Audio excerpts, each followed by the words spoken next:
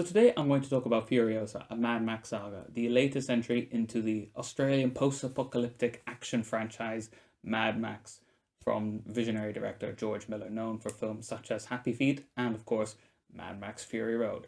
And Furiosa, this film, is the spin-off and also prequel to Mad Max Fury Road, where we get more insight into the backstory of Furiosa, of course, being one of the main characters in Fury Road, the renegade officer of the Immortan Joe's army, who betrays him to free his wives and journey back to her home, the Green Place. And in this film, we're going to see that backstory, her life's events up until the events of Fury Road. We're going to see her taken from that home, and the journey she goes on the way to it, how she becomes the Imperator Furiosa. Because so often, a film like this can feel like a fake history of those sort of beloved characters where we see the backstory, acted, lived out, and you just don't buy it. It's a lessening of the history that was alluded to in the previous film, and it fails to live up to it.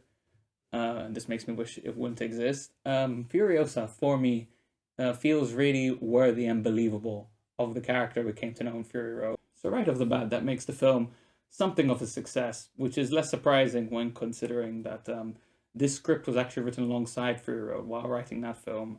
George Miller and his co-writer, Nico Lathorius, wrote extensive backstories for several of the characters, especially in particular Furiosa, and this process eventually spawned this screenplay for Furiosa, which at one point they actually hoped to make into an anime, which is fascinating, kind of makes sense when looking at how this film turned out, certain visual elements for sure. What this creative process yields is a prequel that feels like it belongs and feels true and authentic of that world, that feels like it was already in place before Fury Road rather than being retconned in later on. This film does have plenty of what you would expect of a Mad Max film, especially on the back of Fury Road. We have crazy, crazy action set pieces and some breathtaking visuals, epic world building, kind of minimal on the dialogue, so more or less what we've come to expect. And yet it's in so many ways a departure from Fury Road. It's very much not the same film, that doesn't have the same intentions in terms of the experience it's trying to create for the audience. The pacing is very different. It's more emotional, or soaks up in those emotions a bit more contemplative, more concerned with spending time building those characters up rather than being as strictly action and sort of vibe driven as Fury Road is so much of the time. And so what we get is an experience that's quite familiar but also quite different, and different in ways I will admit does honestly fall a bit short of Fury Road, having just seen that like an hour ago. It's epic but not quite as epic. It's visually stunning but not quite as stunning. It's the VFX and CGI aren't quite as good as Fury Road. There's a degree of artificiality.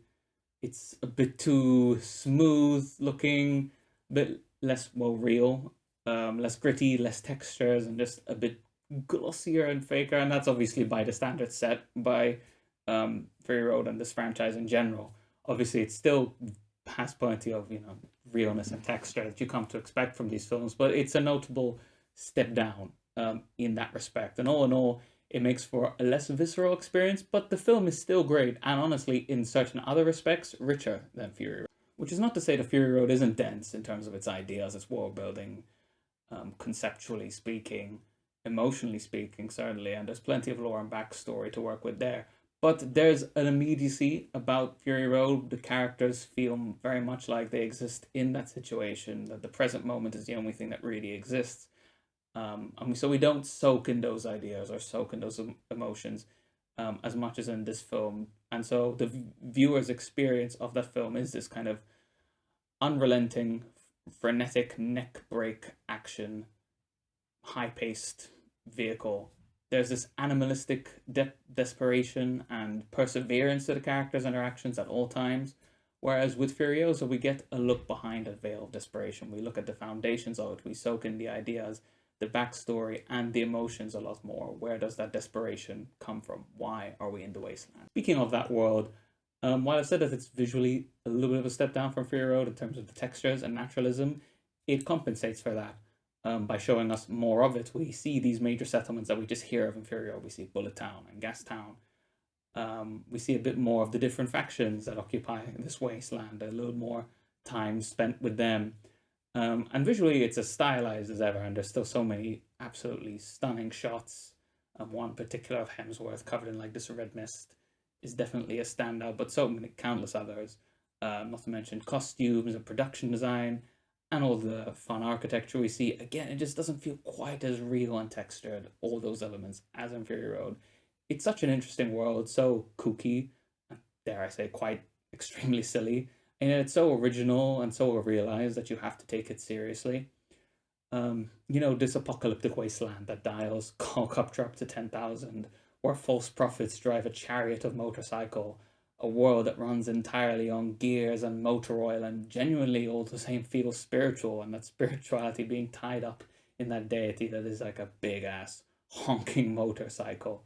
This filling out, as I've called it, gives us more insight into the conditions of these characters, these people and their philosophies and spiritual beliefs, this pursuit of a place of abundance, a place full of trees and water and fresh fruit, an Eden that these twisted degenerates have been booted out of into this desert wasteland, and an Eden that they will pursue relentlessly and violently with this fervor of a religious fundamentalist archetype, and yet at the same time, in a very Apocalypse Now, Heart of Darkness sort of way, we feel that many of these characters could never cross that threshold from the wasteland to Eden if they ever got there, And these ideas are best realized through the primary antagonist of this film, Dr. Dementus, played by Chris Hemsworth. This is really the standout show-stealing performance of this film, which is somewhat unsurprising, given that Dementus has the most to chew on as a character, in a film that's quite light on dialogue with a protagonist who is quasi-mute, basically,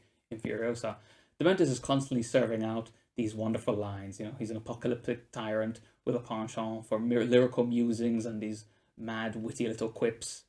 It's a character we haven't, it's not something we haven't seen before, to be completely honest. Very much in the vein of the Heath Ledger Joker category of villains. He's drawn to the excitement of chaos and destruction with a nihilistic void at the center. All the while, he's very funny and watchable. He's a true showman and revels in the spectacle of it all.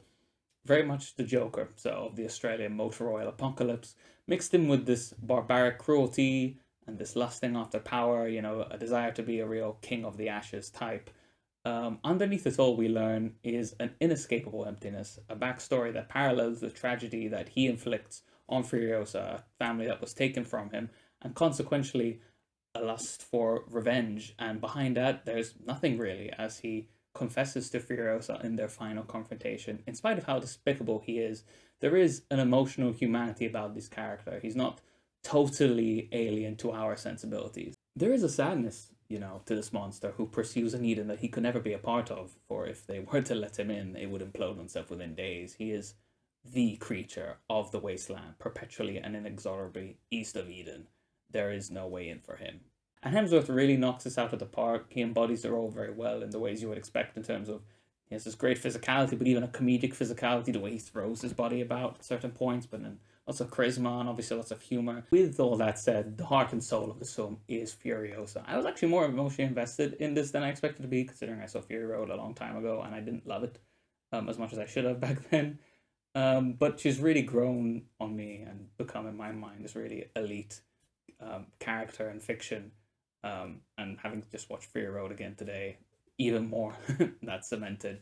Her taciturn nature doesn't take away from the character, not the performances the actresses are in portraying her either, but rather add to it. It obviously makes sense, given the life she's had to lead, that she wouldn't talk much. There's this kind of stoic quietness in Fury Road, but then in here we see the details as to why, being taken away, having to hide and, pretend to be a boy and hide undercover as a mute. It makes sense that she'd become kind of nonverbal so much of the time.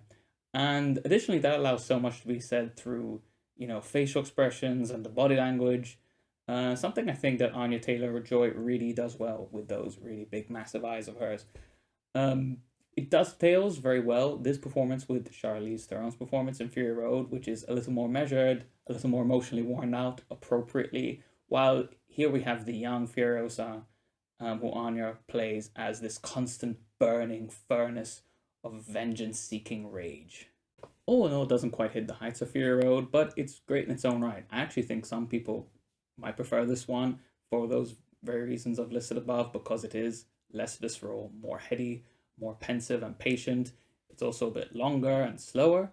You know, it's 2.5 hours, half an hour longer than Fury Road, but honestly, I could have sat there for 4 hours. You know, I was riveted in spite of the fact that it's a prequel, which can sometimes take away from the stakes. You know, Furiosa is not going to die, and you have an understanding of the fates of so many of these characters, but that doesn't take away from the suspense or your emotional investment for me. I think this film does raise an interesting question, which is, do we want that veil to be pulled back? You know, I spoke earlier about problems that come with prequels, but so often it's just a case of poor execution. You know, they fail because they're bad films. And so with a prequel that is so well executed like this one, you actually get to ask the question more sincerely. We get to really say, is a prequel a good idea without having that kind of taint, that bias of like, well, the film sucked, in place. We can say, regardless of the quality of the film, because it is good, do we want all that extra information, that extra lore, you know, all that extra context? Does it make the whole experience more interesting or less interesting? Is it more interesting to know less? Is Furiosa a more compelling character as she is in Fury Road, where so much is unsaid and unknown, but felt and implied all the same? You know, in Fury Road, we don't see that home she came from. We don't know that family that she's lost. We don't see the whole tragic history, but we feel that loss all the same. And is that more powerful, or does playing out the whole backstory ultimately weaken the character? And we can ask the same question about the world itself. You know, after watching Furiosa, we can appreciate the characters' deprivation, desperation, and their beliefs more, and we have more context. But do we really want it? You know, the War Boys, for instance. It's easier to understand them now, but are they consequentially less interesting as they become less alien to us? They lose a bit of that strangeness, and having so much explained. That wasn't the case when Fury Road stood alone. So I wrote that bit I just said before I rewatched Fury Road today, and so now I feel like, having rewatched it, I have an answer, which is A, Fury Road is like, it's the greatest film of all time. But B, is that I do think it made me love it more. I think watching Furiosa and then watching Fury Road in that order actually enhanced the experience. I actually felt the full emotions of Furiosa's arc from, you know, the chronological timeline of Furiosa up until Fury Road. You know, that moment when she falls to her knees and lets out this roar, this like guttural scream, like she's been stabbed several times in the back. It really hits more, I think. So I'm going to lean on the side of saying that, yeah, if you do it right, then it can be great and can make the original thing even better. In any case, I highly recommend watching this film in a cinema. If you can. It's really, you know, a film of with this kind of scale and these crazy action set pieces is something you want to see on the biggest screen possible. And I want to give this an 8 out of 10.